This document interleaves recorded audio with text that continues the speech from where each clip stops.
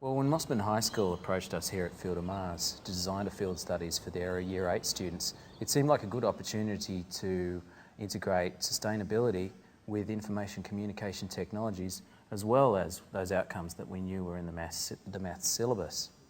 So we worked quite hard also to look at the maths syllabus and think about the stream of working mathematically. And I was quite happy when I saw that working mathematically is a great match for education for sustainability. So we're at Site A in the mangroves here, and this is part of the National Park.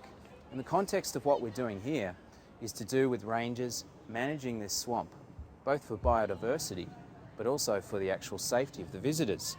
Now this thing that we're standing or sitting on here is called a boardwalk. And part of this job is what we're going to do is we're going to be working out the cost to replace the timber on the top of this boardwalk. So what we're going to do is work out how much timber for a 4-metre section, because we've got to worry about the width. Once we know how much is in 4 metres, we'll just use our clicker wheels to work out the total measurements. We've got a cost per metre for this timber, and we'll use that to actually do our end calculation.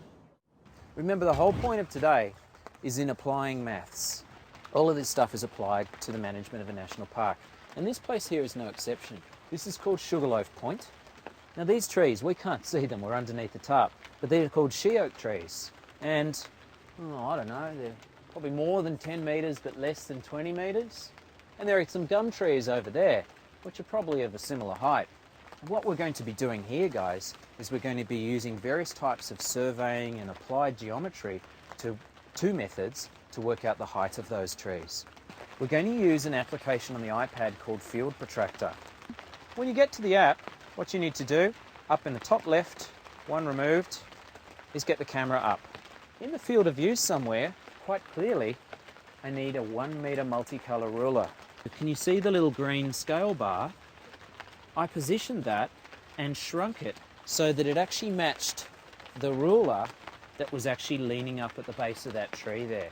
And then I went up to the little scale icon and I set the scale to be 1 metre. And then you need to drag either of the red one or the blue ones to be the height of the tree. Maths isn't just about applying methods for solving problems to do with numbers.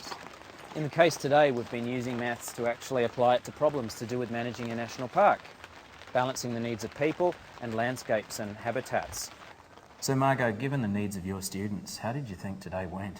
It was fabulous. We got given the weather that we went through, putting measurement activities into a real practical context, incorporating the environmental sector of the ideas, and then actually doing things in more than one way. We spend a lot of time doing estimation, and when it's very abstract, it's not hands-on and the kids will switch off. They were totally engaged today. How do you incorporate cross-curriculum priorities into your teaching and learning programs? Why can ICT be an effective tool to engage students in real-world problem solving? What engaging teaching strategies could you develop to foster stronger student commitment to sustainability?